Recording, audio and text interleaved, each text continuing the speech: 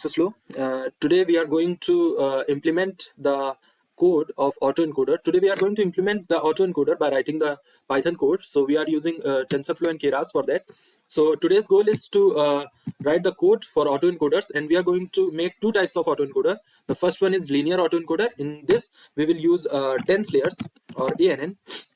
And second is convolutional autoencoder. In this we are going to use convolutional 2D layers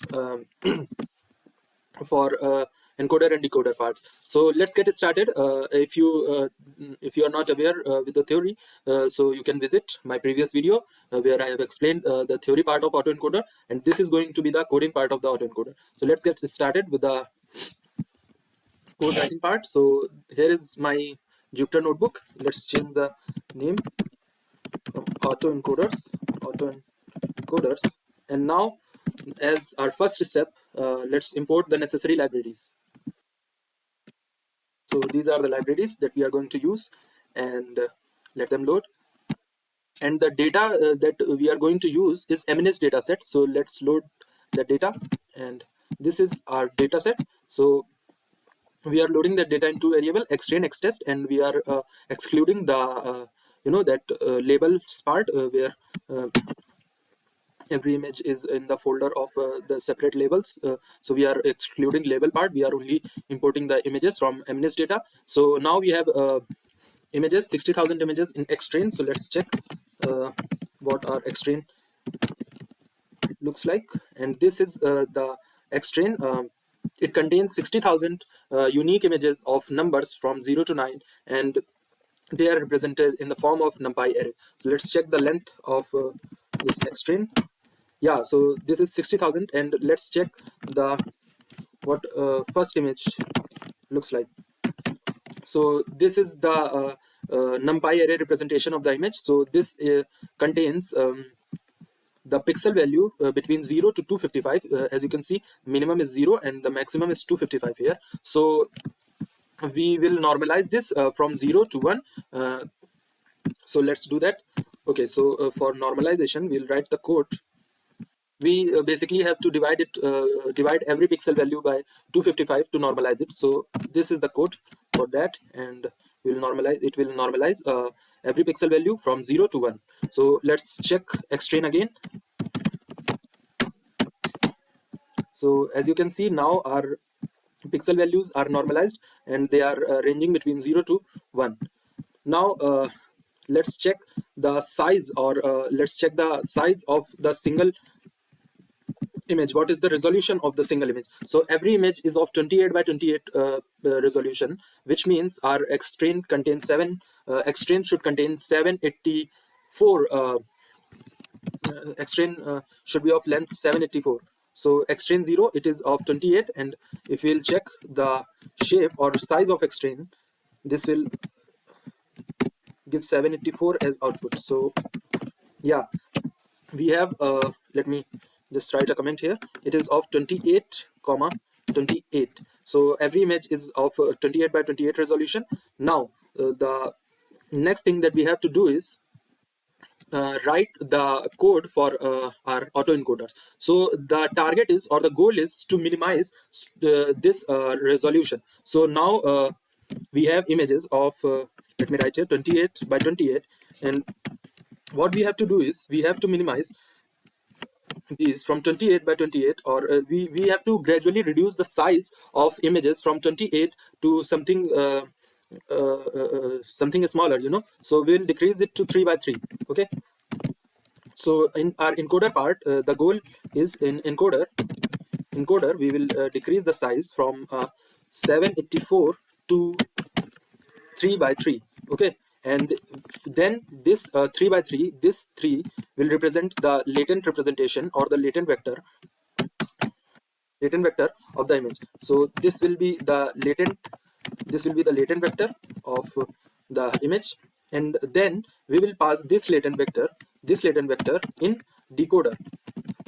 So the work of decoder is to gradually increase the size of the image, or not gradually increase the size, but to take vector, three-dimensional vector from here, and try to reconstruct the original image from this vector representation of the image to the original size, so decoder will, so let me write here, decoder will take this three-dimensional 3 by 3 latent vector and take it as input and start increasing the size or start reconstructing the image.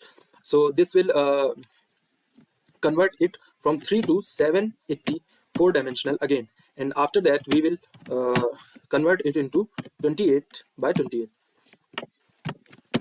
So this is going to be the flow of our code. First we will take the image of 28 by 28 and we will just flat that into 784 dimensional representation, and then we will gradually decrease the size of the image and bring it to 3 by 3, and after that we will pass that to decoder, pass that latent vector of 3 by 3 to decoder, and decoder will start reconstructing the original image from that latent representation. So let's write the code for that autoencoder. So let's create a class for autoencoder. So here is the class for autoencoder, and now we have to define our encoder part. So now let's write the encoder part. So this is our encoder part. So let me write a comment here.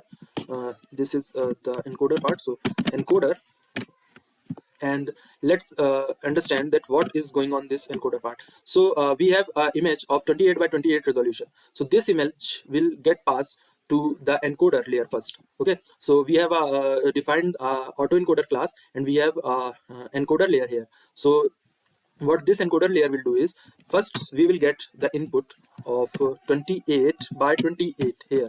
So we will get the input of 28 by 28, and after that it will get passed to this flattened layer. So what this flattened layer will do is it will convert this 28 by 28 image into a 784 single dimensional array. So this will convert this image into 1D array, 1D array which contains 784 unique numbers. Okay, so after that our image will get passed to this layer, and what this layer will do is, so as we have discussed, we are going to make two types of autoencoders. First is linear and second is convolutional autoencoder. So in this, we are in linear, we are using dense layer. So as you can see here, we are using dense layer with 128 neurons and activation as ReLU. Okay, so let me write a comment here. So this will get 784 one dimensional array which contains 784 numbers. So this layer will reduce it from 784 to 128. Okay, so now we have converted this image, we have flattened this image and converted into the 1D converted into a 1D array of 784 elements, and after that we are converting these 784 1D array of 784 to 128. Okay, so in second layer we will convert this from 128 to 64, because we have 64 neuron here, and so it will convert the 128 numbers into 64. So now we have our image represented by a 1D array of 64 elements, and after that we will now convert these 64, reduce from 64 to 12. Okay, so and this is where the latent vector is produced. So this will produce the latent vector of 3-dimensional. So let me write here, it will convert this 12 element array into 3 element array. So now we have a 1D array. Now we have a 1D array with 3 elements, and this is our image. So the what is the role of encoder? If you'll see here, the encoder compresses the image into a smaller representation called latent space. So this is the smaller representation of our image in 1D array with 3 elements. Okay, so now let's discuss what is decoder. So decoder will reconstruct the original data from the compressed representation. So now we will pass this compressed representation of our image into the decoder part. So let's write the code for decoder part. So this is our decoder part, and now as you can see, this decoder will take this this latent vector and start reconstructing the original image back. So it will first convert it from 3 to 12, after that 12 to 64, exactly opposite of this layer.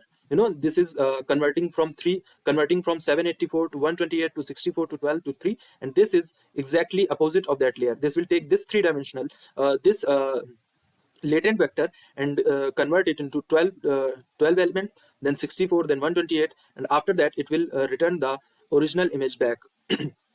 And now let's write the call function here.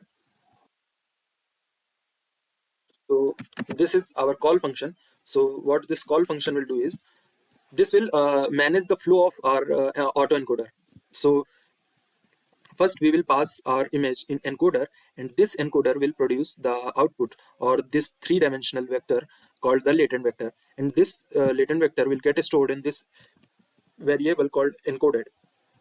And after that we will pass this encoder this latent vector into our decoder layer, which is this encoded. This is the latent vector. We will pass this to in decoder layer, and this will reconstruct the original image back, and we will return that original image here. So now let's create the object of our class. So to create the object of class, we'll simply store our object in model class. So now we have called this. So this is saying so we have run this. So after that we will run this. Okay, so now we have created an instance of this class. So now we will compile the model. So model.compile, and we will use mean square error as our loss function. So let me compile the code. So the optimizer we are using is Adam, and the learning rate is 0.003, and weight decay is this, and the loss is mean square error. So the loss function is mean square error, and the optimizer is Adam. Now we have to start the training of our code, sorry, our model. So let me write model.fit.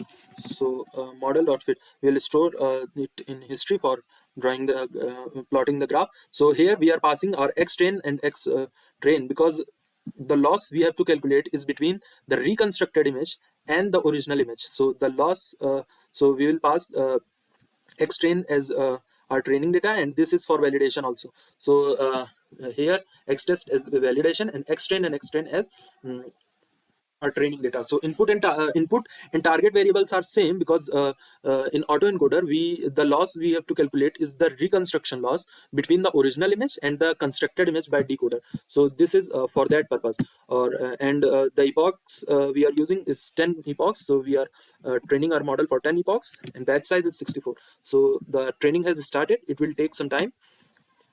So let it train for 10 epochs.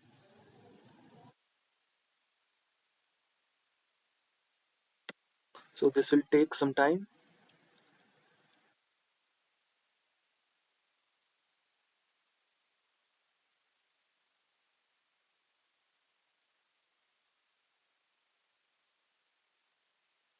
So yeah, the training process is completed, and the training loss is 0.033, and the validation loss is also 0.33.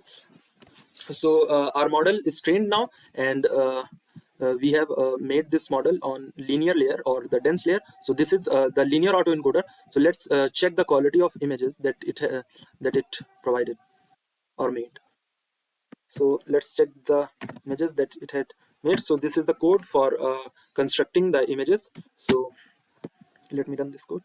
Okay, so these are the original image in our data, and these are the reconstructed images that our decoder is producing. So as you can see, they are not too much clear, but it is providing satisfactory results.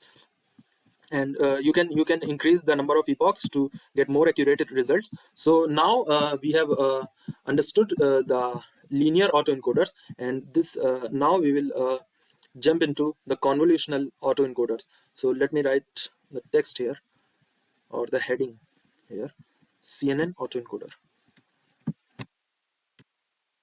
CNN autoencoder. Okay, so let's start. We will use same training data, and let's see what is the difference between the convolutional and linear autoencoder. So if you don't know, let me explain what is convolutional neural network. So the convolutional neural network is the special type of neural network which is basically used for or generally used for images. So it works very good on image data. So as we are working with image data, so we will use convolutional layer instead of these dense layer. So and see what's the difference between dense and convolutional layers. So let me just write the code for convolutional autoencoders. So this is the code for CNN autoencoder. So let me explain this code really quick. So we are getting image of 28 by 28 here, and this line will convert that image into 14 by 14. And how will that happen? We are using 16 kernels or filters of 3 by 3 size. If you are not getting what I'm saying, then go and check the video of convolutional neural network on campus X, and you will get the clear understanding about convolutional neural network. Or you can also check a video on my channel where I have explained convolutional neural network. So so yeah, this is converting the image into 14 by 14, and this will after that this layer will convert it to 7 by 7, and then we will get our latent representation and pass that latent representation to the decoder layer, and it will upsample. So this convolutional layer is extracting the features from image and downsampling the image, or reducing the size of image without losing the important features. And this is upsampling the image or reconstructing the original image from the latent representation. So let's run this cell, and we I think we have an error here. So let's run this from the starting. So this is our extrain data and extract data, and here we will normalize the data, and now we will pass we'll run this code again. It's again saying model is not defined. I think there's a error. Okay, so here we have to write models.model, so it will inherit the properties of model class. So yeah, now it is running. So let's create the instance of this class and run this. So let's create the instance here and run this cell. After that, we'll compile the model. So let's copy and paste the code. Okay, so we are using same optimizer, same loss function.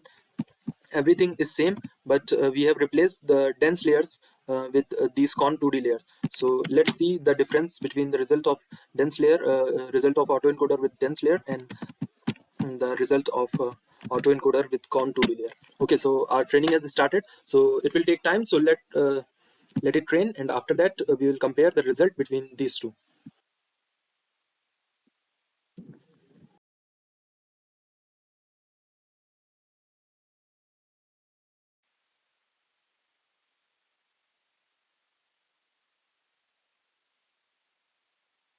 So while our model is training, let's copy this code and paste here.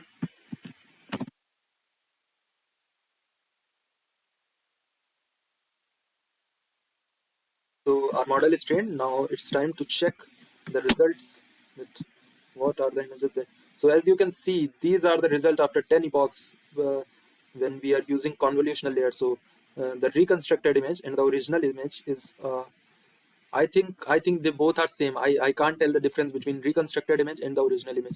So as you can see, in when we were using dense layer, the results were not satisfactory, and when we have used this convolutional layer, the results are, I think, perfect, close to perfect, I think. So